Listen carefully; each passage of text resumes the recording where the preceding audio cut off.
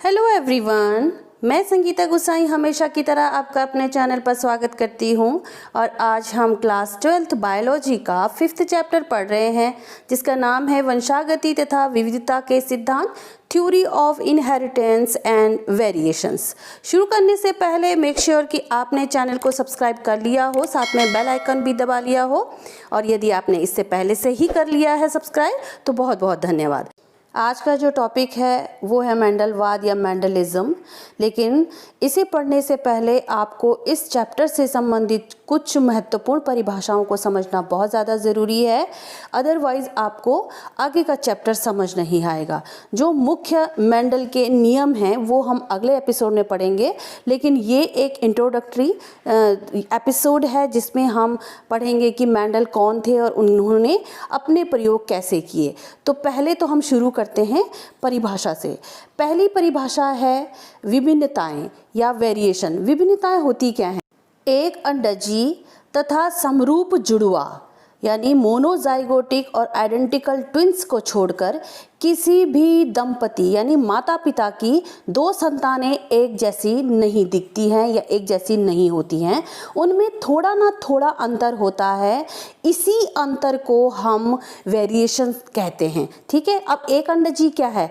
जब निषेचन की क्रिया संपन्न होती है और जो जाइगोट बनता है उसका विभाजन शुरू होते ही जो पहला विभाजन होता है 1 से 2 बनते हैं, और ये दोनों विभाजित कोशिकाएं आगे चल कर के 2 भ्रूण बनाती हैं और ये फिर 2 भ्रूण विकसित होकर के 2 शिशुओं को जन्म देती हैं।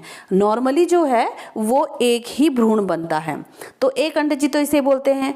और जो आइडेंटिकल ट्विंस होते हैं उनमें क्या होता है कि 2 अंडज, ठीक है, 2 ओवा 2 अलग अलग स्पर्म के साथ निषेचित होकर के 2 एक जैसे ही संतान को उत्पन्न करते हैं या भ्रूण को उत्पन्न करते हैं। ठीक है, अगली जो परिभाषा है वो है आनुवंशिक लक्षण या हेरिडिटी कैरेक्टर। तो ये वो लक्षण होते हैं जो माता पिता से संतति को प्राप्त होते हैं, यानी एक पीढ़ी से अगली पीढ़ी में संचरित होते हैं। तो उन कैरेक्टर्स को हम कहते हैं आनुवंशिक लक्षण या हेरिडिटी कैरेक्टर। और ये जो लक्षणों का संचरण है इस क्रिया को हम कहते हैं आनुवंशिकता या फिर हेरिडिटी। हेरिडिटी अलग चीज़ है और हेरिडिटी कैरेक्टर अलग चीज़ है। हेरिडिटी कैरेक्टर का एक पीढ़ी से दूसरी पीढ़ी में आना ही हेरिडिटी कहलाता है। ठीक है, अब अगला जो टॉपिक है या अगले जो परिभाषा है वो है आनुवंशिकी या जेनेटिक्स। जेनेटिक्स जो है वो विज्ञान की एक शाखा है। जैसे जूलॉजी, बॉटनी आप पढ़ते हो, केमिस्ट्री, फिजिक्स, ये सब साइंस की अलग अलग शाखाएं हैं। उसी तरह से जीव विज्ञान में भी आनुवंशिकी एक अलग विज्ञान की शाखा है, जिसके अंतर्गत आप आनुवंशिकता के बारे में पढ़ते हैं, विभिन्नताओं के बारे में पढ़ते हैं। ठीक है, तो इन सब के अध्ययन को हम आनुवंशिकी कहते हैं। ग्रेगर जॉन मेंडल को आनुवंशिकी का जनक कहा जाता है। इन्होंने 1866 में अपनी एक पुस्तक पर आनुवंशिकता के आधारभूत सिद्धांतों को प्रकाशित किया था। यह सिद्धांत उन्होंने अपने बगीचे में उगाए मटर के पौधे पर अनेकों बार प्रयोग करने के बाद दिया था। ग्रेगर जॉन मेंडल ने जब अपना प्रयोग शुरू किया तो उन्होंने बताया कि माँ बाप में यानी माता पिता में कुछ ऐसे फैक्टर होते हैं या ऐसे कारक होते हैं जिनके कारण उनके लक्षण अपने बच्चों में स्थानांतरित हो जाते हैं। उन्हें नाम दिया उन्होंने कोरेंस या फिर फैक्टर। अब हम कुछ उनके जो प्रयोग है उनसे संबंधित कुछ बातें हैं उन्हें भी जान लें, जो 1 नंबर के सवाल में या फिर MCQs में पूछे जाते हैं कई बार। तो मेंडल ने जो अपना उद्यान मटर के पौधे पर 7 साल तक लगातार संकरण किया और उनके आधार पर ही वंशागति के नियम को प्रस्तावित किया। ठीक है, उसके अलावा मेंडल ने जो पाइसम सटाइवम, जो मटर का वैज्ञानिक नाम होता है, उसकी 22 किस्मों पर कार्य किया, जबकि उन्होंने पहले जो चूज़ किए थे वो 34 किस्में चूज़ किए थे, लेकिन 22 पर ही उन्होंने लगातार काम किया। अगला विशेष पॉइंट ये है कि मेंडल ने जो मटर के पौधे हैं उनके 7 लक्षणों पर आधारित जो है वो निष्कर्ष निकाले थे, और ये लक्षण ऐसे थे जो एक दूसरे के बिल्कुल अपोजिट थे। आपके सामने एक स्क्रीन दी हुई है, उसमें आप देख सकते हैं, चित्र भी दिया है और जो तालिका है वो भी दिया है। तो उन्होंने क्या किया, पहला लक्षण जो लिया वो फर्स्ट जो था वो तने की लंबाई। तो तने की लंबाई या ऊंचाई कह लो, उनके विपरीत लक्षणों को प्रयोग के लिए इस्तेमाल किया कि एक प्रकार की किस्मों की जो लंबाई थी वो बहुत ज़्यादा लंबी थी और एक बौनी थी। ठीक है, ये वाला आपका ये वाला कैरेक्टर है। नंबर 2, फूलों का रंग। एक प्रकार के पौधे उन्होंने लिए जिनका फूलों का रंग बैंगनी था, ठीक है, और दूसरे प्रकार के जो पौधे लिए उन्होंने जिनका संकरण करवाया उनका सफ़ेद रंग के फूल थे। अगला जो लक्षण उन्होंने लिया तीसरा, फूल की स्थिति, यानी कि वो कहाँ पर होते हैं। तो फूल की स्थिति जो है वो एक अक्षीयली यानी अक्ष पर पैदा होते हैं बीच में, और दूसरा लिया अंत्य यानी कि किनारों पर पैदा होते हैं।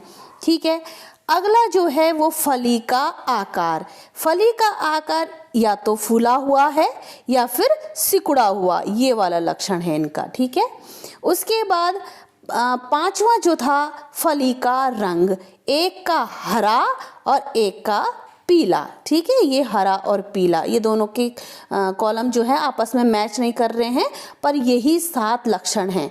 नंबर 6 पर है बीज का आकार। ठीक है, एक प्रकार के पौधे उन्होंने लिए जिनका बीज का आकार गोल था और दूसरे का झुर्रीदार था। यहाँ पर आप जो पहला लक्षण है इस वाली तालिका में ये देख सकते हैं। ठीक है, उसके बाद जो 7वां जो उन्होंने लक्षण, जो विपरीत लक्षण लिए, वो लिए बीज का रंग। एक प्रकार के पौधों के बीज का रंग पीला था, ये वाला इधर यहाँ पर इस तरह से। ठीक है, और एक प्रकार के बीजों का रंग जो है वो हरा था, ये रहा जी।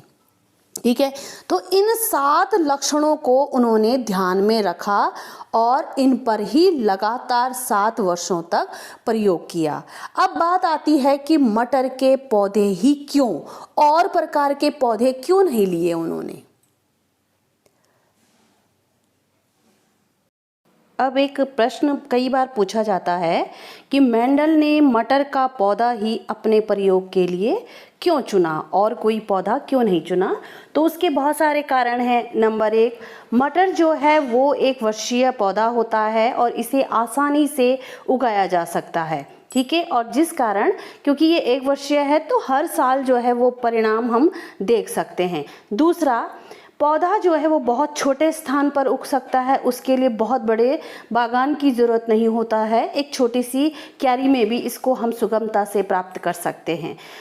अगला है कि इसमें जो है वो स्वपरागण होता है, क्योंकि यह द्विलिंगी और बंद जो है वो पुष्प वाला होता है। नेक्स्ट है कि मटर के पुष्पों में कृत्रिम विधि द्वारा परागण की क्रिया आसानी से की जा सकती है। और सबसे लास्ट है कि मटर का जो पौधा होता है उसमें जो लक्षण हैं उसमें बहुत अधिक विभिन्नता पाई जाती है और विपरीत लक्षण भी होते हैं। तो इन सभी कारणों से मटर को मेंडल ने अपने प्रयोग के लिए चुना है। ठीक है, चुना था एक्चुअली। तो आई होप अब आपको समझ आ गया होगा। ये एक बेसिक इंट्रोडक्शन था और अगले एपिसोड में हम पढ़ेंगे कि मेंडल के कौन कौन से नियम थे और उनका आज क्या प्रयोग होता है। आज के लिए इतना काफ़ी है। अगर आपके लिए वीडियो हेल्पफुल रही हो तो प्लीज़ लाइक, सब्सक्राइब, शेयर ज़रूर कीजिएगा। Thank you.